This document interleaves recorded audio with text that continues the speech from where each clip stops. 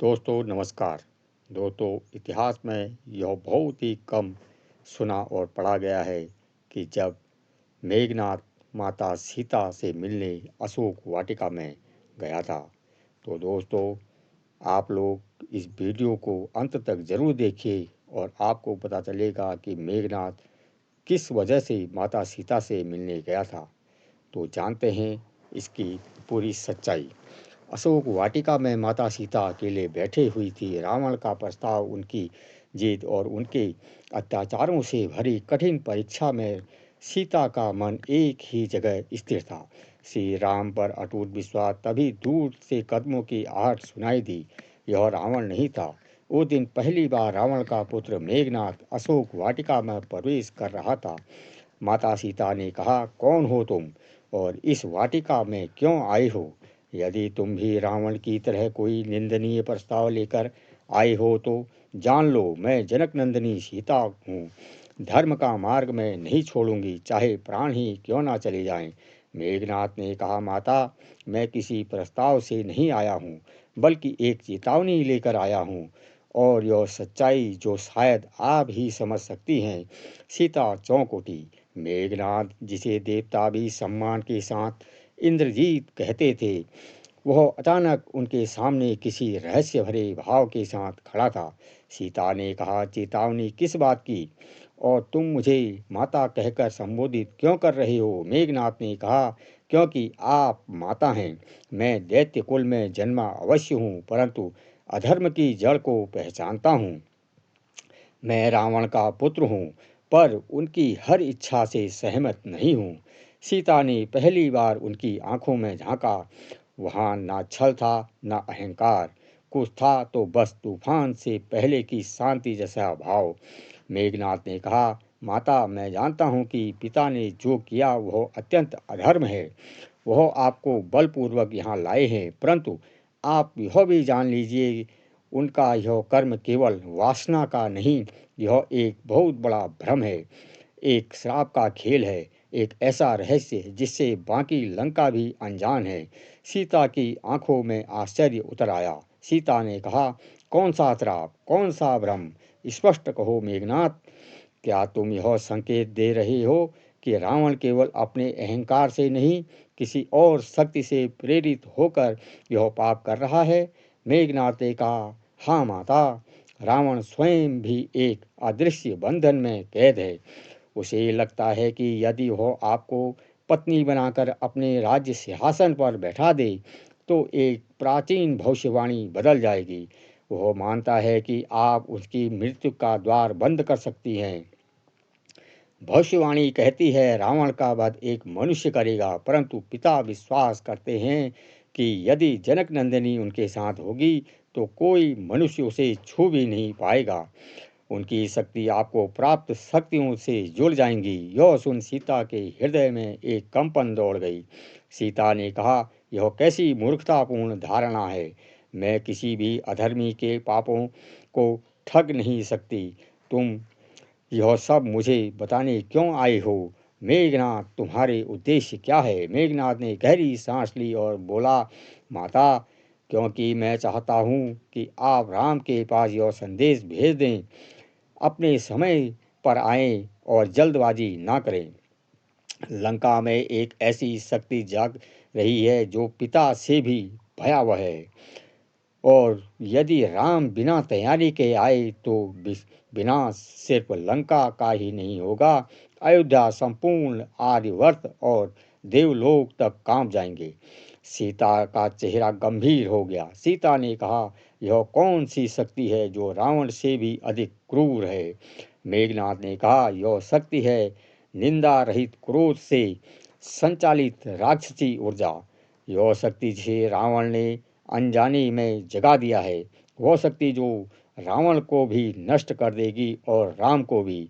सीता स्तब्ध हो गई। मेघनाथ ने आगे कहा, माता, मैं रावण का पुत्र हूँ, परंतु मैं यह युद्ध नहीं चाहता, क्योंकि मैं जानता हूँ कि राम का जन्म केवल युद्ध के लिए नहीं हुआ है, बल्कि धर्म की पुनः स्थापना के लिए हुआ है।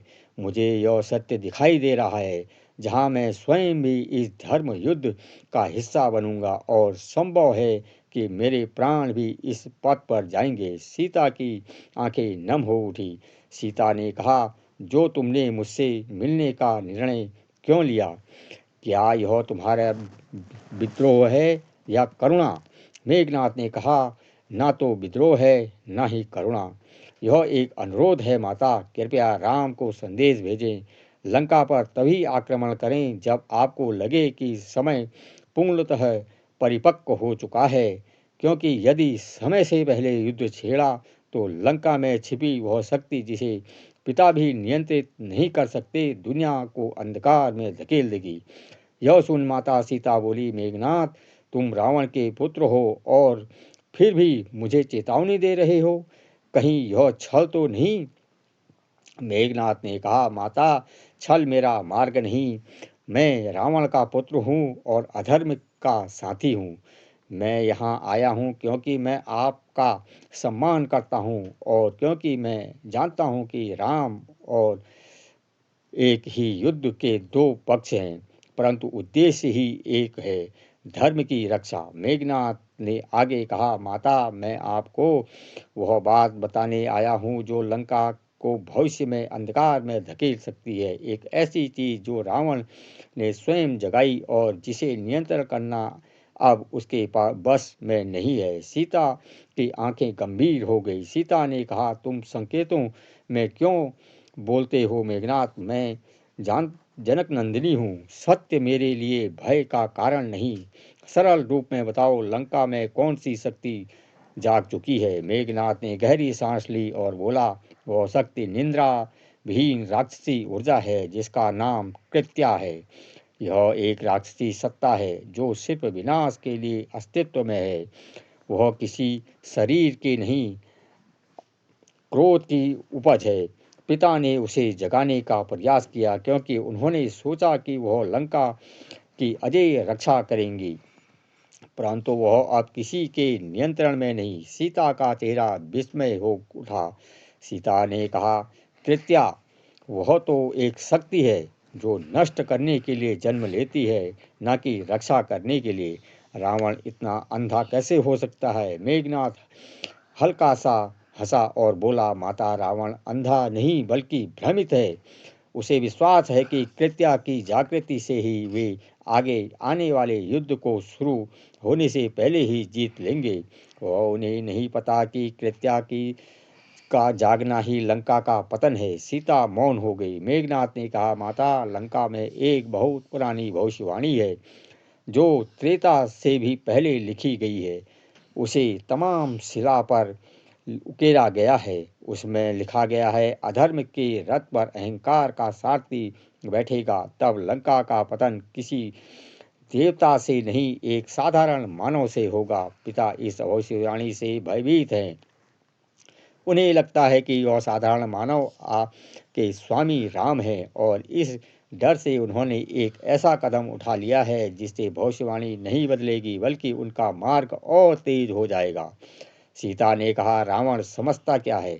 धर्म के मार्ग को कोई शिला बाधित नहीं कर सकती। यह युद्ध राम के लिए शक्ति समर्थक का नहीं, धर्म की पुनः स्थापना का है। और तुम मेघनाथ, तुम्हें यह सब क्यों दिखाई दे रहा है? मेघनाथ ने कहा, क्योंकि मैं भविष्य देख रहा हूँ माता, या कहे कि युद्ध की दिशा को भांप रहा हूँ। मुझे यह वरदान नहीं, एक अभिशाप मिला है।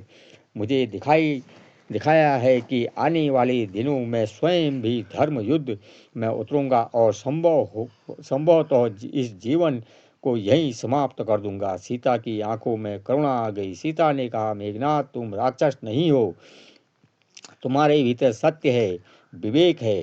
क्या तुम यह सब रावण को नहीं बता सकते, उन्हें समझा नहीं सकते? मेघनाथ धीरे धीरे मुस्कुराया। वह बोला, माता, पिता सुनना ही नहीं चाहते। उनका अहंकार इस कदर बढ़ चुका है कि अब वह सलाह नहीं, केवल आज्ञा चाहते हैं। उन्हें लगता है कि उनकी हर इच्छा न्याय है। मुझे कई बार लगा कि मैं उनसे कहूँ, आप पवित्र हैं, आप देवी स्वरूप हैं, आपको स्पर्श करने की अनुमति धर्म नहीं देता है, परंतु मैं पुत्र हूँ और पुत्र का सत्य अहंकारी पिता को कड़वा लगता है। कुछ क्षण के लिए दोनों मौन रहे। फिर सीता ने पूछा, तुमने कहा था कि लंका के नीचे एक शक्ति है, वह क्या है? मेघनाथ ने जमीन की ओर इशारा किया। मेघनाथ ने कहा, लंका स्वर्ण की बनी है माता, परंतु उसके नीचे तमाम अग्नि के परतें हैं। ये अग्नि देवताओं ने नहीं, असुरों ने जगाई हैं। वे इतनी शक्तिशाली हैं कि यदि कृत्या पूरी तरह जाग गई तो लंका तो रहेगी ही नहीं, समुद्र, पर्वत और पृथ्वी के हिस्से भी कांप उठेंगे। यह सुन सीता चकित रह गई। तो दोस्तों, आज की वीडियो में बस इतना ही। उम्मीद है आपको आज की वीडियो पसंद आई होगी। वीडियो पसंद आई हो तो वीडियो को लाइक करके वीडियो को शेयर करें और चैनल को सब्सक्राइब करना ना भूलें। धन्यवाद।